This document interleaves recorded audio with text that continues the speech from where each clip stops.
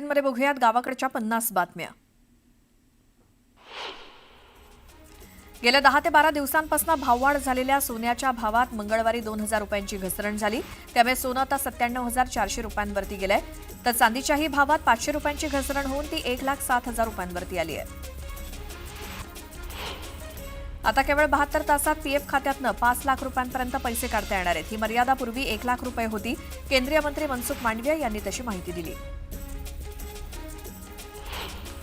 भारतीय रेल्वे आरक्षण चार्ट संबंधी ट्रेन निघण्यापूर्वी 24 तास अगोदर जारी केला जाणार आहे। यापूर्वी चार्ट 4 तास अगोदर यायचा, आता या नियमात बदल केला जाणार आहे। एसटी बसचं तिकीट काढण्यासाठी आता मुंबई वन कार्डाचा देखील वापर करता येईल। मेट्रो, मोनो आणि रेल्वे पाठोपाठ एसटीने देखील हा निर्णय घेतलाय। हे कार्ड मुंबई महानगर प्रदेशात लवकरच लागू केलं जाईल। भारतीय रेल्वेवरील लांब पल्ल्याच्या रेल्वेगाड्यांच्या प्रवासी तिकीट दरामध्ये वाढ करण्याचा निर्णय रेल्वे प्रशासनानं घेतलाय। लांब पल्ल्याच्या रेल्वेगाडीच्या विना वातानुकूलित प्रवासी दरात 1 पैसा आणि वातानुकूलित लांब पल्ल्याच्या रेल्वेगाडीच्या वातानुकूलित प्रवासी दरामध्ये 2 पैशांची वाढ करण्यात आली आहे। अनुसूचित जमातीच्या विद्यार्थ्यांच्या वसतिगृहांमध्ये प्रवेश घेणाऱ्या विद्यार्थ्यांना शासनामार्फत दिल्या जाणाऱ्या निर्वाह आणि आहार तसंच शैक्षणिक साहित्य खरेदीच्या भत्त्यामध्ये वाढ करण्यात आली आहे। आदिवासी वसतिगृहातील विद्यार्थ्यांचा भत्ता दुप्पट करण्यात आला आहे। देशात विमानतळ नसलेल्या ठिकाणी हेलिकॉप्टर आणि लघु विमानांच्या उड्डाणांची सुविधा उपलब्ध करून देण्यासाठी लवकरच स्वतंत्र हवाई वाहतूक धोरण राबवण्यात येणार आहे, अशी माहिती केंद्रीय नागरी उड्डाण मंत्री किजारापू राममोहन नायडू यांनी दिली।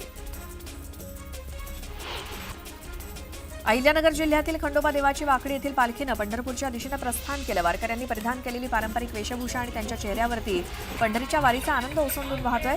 या पालखीतील वारकऱ्यांनी हरिनामावरती ठेका धरत नृत्याचाही आनंद लुटला।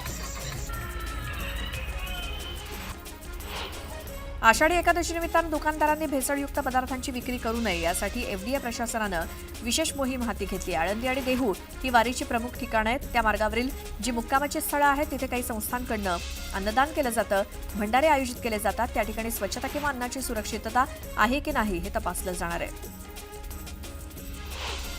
संत ज्ञानेश्वर माऊलींची पालखी पहाटे 4 वाजता जेजुरीहून पंढरपूरकडे मार्गस्थ झाली। हा प्रवास गेल्या 14 वर्षांपासून रांगोळी कलाकार राजेश्री भागवत पुणे ते पंढरपूर दरम्यान ठिकठिकाणी रांगोळ्यांची पायघड्या घालून सजवतायत। भाग्यश्री भागवत ही सेवा मोफत देत आहेत। पुणे जिल्ह्याच्या खेड आणि शिरूर तालुक्यासाठी वरदान ठरणारं आरळा नदीवरील कळमोडी धरण ओव्हरफ्लो झालंय। धरणातून आरळा नदीत सासकमान धरणासाठी 2000 क्युसेक वेगानं पाण्याचा विसर्ग सुरू आहे। पुणे शहराला पाणीपुरवठा करणाऱ्या खडकवासला धरण साखळी प्रकल्पातील 4ही धरणांमध्ये मिळून 11.27 अब्ज घनफूट इतका पाणीसाठा आहे। दरम्यान धरणांच्या पाणलोट क्षेत्रातील पाऊस कायम राहिल्यामुळे खडकवासला धरणातून मुठा नदीपात्रात विसर्गही कायम ठेवण्यात आलाय। कोयना धरणामध्ये गेल्या 24 तासात जोरदार पाऊस पडत असून 5 टीएमसी पाण्याची वाढ झाली आहे। धरणामध्ये 41 टीएमसी पाणीसाठा जमा झालाय। धरणामध्ये 31,252 क्युसेक पाण्याची आवक सुरू आहे। रत्नागिरी आणि रायगड या जिल्ह्यातील मागील 2 दिवसांपासून संततधार कोसळणारा पाऊस, त्यामुळे रायगड जिल्ह्यामध्ये मंगळवारी सकाळपर्यंत सर्वाधिक पावसाची नोंद झाली। काही भागात 100 मिलीमीटरपेक्षा अधिक पाऊस नोंदवला गेलाय। दरम्यान पुढील 2 ते 3 दिवस या भागात पावसाचा जोर कायम राहणार असल्याचा अंदाज हवामान विभागानं वर्तवलाय। नागपुरासोबतच विदर्भातील अनेक जिल्ह्यांमध्ये रविवारी आणि सोमवारी रात्रीपासून रिमझिम पाऊस पडतोय। बुधवारी आणि गुरुवारी पावसाचा जोर आणखी वाढण्याचा अंदाज हवामान खात्यानं वर्तवलाय। कोकणात पावसानं दमदार हजेरी लावली। रायगड, रत्नागिरी जिल्ह्यासोबतच नाशिक, पुणे, सातारा आणि कोल्हापूरच्या घाटमाथ्यावरील परिसरांना आज ऑरेंज अलर्ट देण्यात आलाय, तर मुंबईसह विदर्भातील जिल्ह्यांना येलो अलर्ट दिला गेलाय। मुंबई आणि नवी मुंबईतल्या अनेक भागात संततधार पाऊस पडतोय। काही दिवसांपासून दडी मारलेल्या पावसाच्या पुनरागमनामुळे उकाड्यापासून नागरिकांना दिलासा मिळालाय। मुंबई शहर आणि उपनगरात पावसाचा बऱ्यापैकी जोर आहे। मुंबईत देखील पाऊस अधूनमधून कोसळत असून मध्यरात्री वाऱ्यासह पाऊस कोसळतोय। आज मुंबई शहर आणि उपनगरामध्ये आकाश ढगाळ राहणार असून मध्यम ते मुसळधार पाऊस पडण्याची शक्यता हवामान विभागानं वर्तवली आहे। मुंबईला पाणीपुरवठा करणाऱ्या धरणामध्ये समाधानकारक पाणीसाठा जमा झाला। या धरणामध्ये 28% पाणीसाठा जमा झालाय, त्यामुळे आता राखीव पाणीसाठा उचलण्याची गरज राहिलेली नाही। जून महिन्याच्या 29 तारखेपर्यंत पुन्हा मोठ्या उंचीच्या लाटा उसळणार असून पाऊस आणि वारा यामुळे त्यांची तीव्रता वाढण्याची शक्यता आहे। समुद्रकिनारी असलेल्या घरांची तसंच किनाऱ्यालगत नांगरून ठेवलेल्या बोटींच्या सुरक्षिततेचा प्रश्न उद्भवणार आहे। छत्रपती संभाजीनगर शहरातील भानुदास नगर परिसरात गेल्या 10 दिवसांपासून पाणी येत नसल्यामुळे महिलांनी चक्क पाण्याच्या टाकीवरती चढून आंदोलन केलं. जर वेळीच यावरती काही तोडगा काढला नाही तर या ठिकाणी रास्ता रोको करू असा इशारा आंदोलकांनी दिला.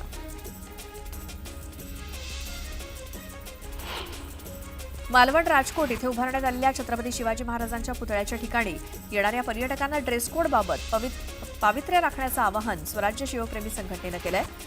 तर हिंदू संस्कृतीनुसार पारंपरिक वेशातच महिलांनी येण्याचे बॅनर लावण्यात आले. गोंदियातील पानगावमध्ये 190 गोवंश जनावरं विक्रीसाठी ठेवण्यात आली होती. याविषयी सालेकसा पोलिसांनी माहिती मिळताच पोलिसांनी धाड टाकून 2 आरोपींना अटक केली आहे. नागपूर सध्या सडक्या सुपारीच्या तस्करीचा हब बनलाय. कारण नागपुरातील मोठ्या तस्कराच्या हवालाचे पुराव्याचे स्क्रीनशॉट आणि ऑडिओ क्लिप व्हायरल झाले आहेत. पाकिस्तान, बांगलादेश, म्यानमार आणि थायलंडच्या सीमांवरनं सडक्या सुपारीच्या तस्करीचं रॅकेट कार्यरत आहे. बांगलादेशी तस्करांचे कोडवर्ड्स आणि पाकिस्तानी एजंट्ससोबतचे चॅट्समधनं धक्कादायक खुलासे झालेत. फारुख नावाच्या तस्कराचे मोबाईलमधले पुरावे देखील व्हायरल झालेत. सांगलीच्या मिरजेमध्ये पुष्पा सिने स्टाईल अवैध सुगंधी तंबाखूची वाहतूक करत विक्रीचा प्रकार पोलिसांनी उघडकीस आणलाय. तब्बल 1 लाखाच्या सुगंधी तंबाखूसह 11 लाखांचा मुद्देमाल जप्त करण्यात आलाय. सांगली, मिरज आणि कुपवाड महानगरपालिकेकडून संभाव्य पूरपरिस्थिती लक्षात घेऊन पूरप्रवण भागामध्ये सुरक्षाविषयक जनजागृती सुरू करण्यात आली. अग्निशमन आणि आणीबाणी सेवा विभागाच्या जवानांकडून पूरपट्ट्यातील नागरिकांमध्ये जनजागृती केली गेली आहे. तर पूरपरिस्थिती उद्भवल्यास काय काळजी घ्यावी याबाबत प्रशिक्षण दिलं गेलंय. सांगलीच्या अमळापूरमध्ये अनेक पिढ्यांची परंपरा असणारा भावई उत्सव मोठ्या उत्साहात साजरा करण्यात आला. गावातील सामाजिक ऐक्य जपण्याचं फार मोठं काम 12 बलुतेदारांच्या या लोकउत्सवातनं होत आहे. गावगाड्यातील कुंभार, नाभिक, माळी, तराळ, रामोशी, दलित, सुतार, मतकरी, जंगम, ब्राह्मण, मराठा, परीट, गुरव आणि कोळी हे समाज एकत्रित येऊन हा लोकोत्सव साजरा करतायत.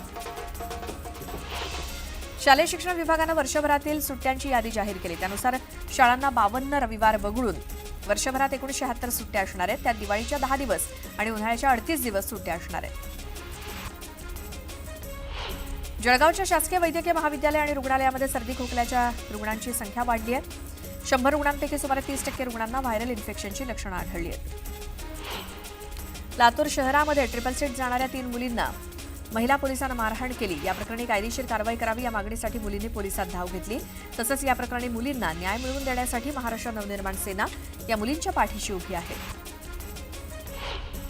छत्रपती संभाजीनगर जळगाव राष्ट्रीय महामार्गावरील बिल्डा फाट्याजवळ भरधाव कार पुलावरच्या दुभाजकाला जाऊन धडकली. अपघातात 3 जण जागीच ठार झाले असून 2 जण गंभीर जखमी झाले. जळगावच्या यावल तालुक्यातील आमोदा गावाजवळ एसटी बस आणि कारचा अपघात झाला. कार चालकाचे नियंत्रण सुटल्यामुळे कार थेट एसटीवरती जाऊन धडकली. अपघातात कार चालक किरकोळ जखमी झाले असून सुदैवानं एसटीतील प्रवासी सुखरूप आहेत. नागपुरात शाळा उघडताच स्कूल बस, व्हॅन, ऑटो रिक्षांवरती वाहतूक पोलिसांनी कारवाई सुरू केली. नियमांचं उल्लंघन करणाऱ्या 150हून अधिक वाहनांवरती कारवाई करण्यात आली आहे. अहिल्यानगर जिल्हा विशेष पोलीस पथकानं राहुरी तालुक्यातील प्रवरा नदीपात्रामध्ये अवैध वाळू उपसा करणाऱ्यांवरती मोठी कारवाई केली. चिंचोली गावामध्ये केलेल्या या कारवाईमध्ये पोलिसांनी 3 आरोपींना ताब्यात घेतलं असून 28 लाख रुपयांचा मुद्देमाल जप्त केला. प्रादेशिक परिवहन कार्यालयानं मोटार वाहन कायदा आणि मुंबई मोटार वाहन कर कायद्यातील तरतुदीप्रमाणे वेगवेगळ्या गुन्ह्यांसाठी वाहनांवरती कारवाई करण्यात येते. या माध्यमातून गेल्या वर्षभरात वडाळा आणि अंधेरी आरटीओच्या माध्यमातून 673 वाहनं जप्त करण्यात आली आहेत. मध्य रेल्वेवरील मुंब्रा रेल्वे स्थानकाजवळची तीव्र वळण मध्य रेल्वेवरील मुंब्रा रेल्वे स्थानकाजवळील तीव्र वळण धोकादायक असल्यामुळे या ठिकाणी अपघात होण्याची शक्यता रेल्वे अधिकाऱ्यांना होती. त्यामुळे मध्य रेल्वेच्या अभियांत्रिकी विभागानं वळणाच्या ठिकाणी दुर्घटनेच्या 2 दिवसापूर्वीच नवीन वेग मर्यादा लागू केली होती. मात्र हवेचा दाब, लोकलचा वेग, प्रवाशांचा गेलेला तोल आणि या सगळ्या काही सेकंदाच्या घटनाक्रमामुळे मुंब्रा दुर्घटना घडल्याचा अंदाज वर्तवण्यात आला आहे. मुंब्रा स्थानकाजवळ 9 जून रोजी झालेल्या दुर्घटनेत प्रवाशांचा तोल गेल्यामुळे अपघात घडल्याचा निष्कर्ष मध्य रेल्वेच्या प्राथमिक चौकशीमधून समोर आलाय. या घटनेमध्ये 5 प्रवासी ठार झाले तर 3 जण जखमी झाले. याचा अंतिम अहवाल लवकरच जाहीर होईल. अहमदाबादमध्ये झालेल्या एअर इंडियाच्या विमानाच्या अपघातात 275 लोकांचा बळी गेला. यात विमानात असलेले 241 प्रवासी आणि जमिनीवरील 34 लोकांचा यात समावेश आहे, अशी माहिती गुजरातच्या आरोग्य विभागानं आता अधिकृतपणे दिली आहे.